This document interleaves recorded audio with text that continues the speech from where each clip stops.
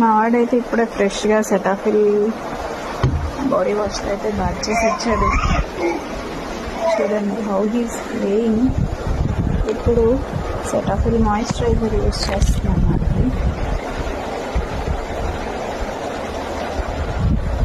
ఇది చాలా బాగుంది బేబీ స్కిన్ మీద. రాయగానే ఇన్స్టెంట్ చాలా వితిన్ సెకండ్స్లో అబ్జర్వ్ అయిపోతుంది. చాలా బాగుంది. యూస్ చేస్తున్నాను నేను.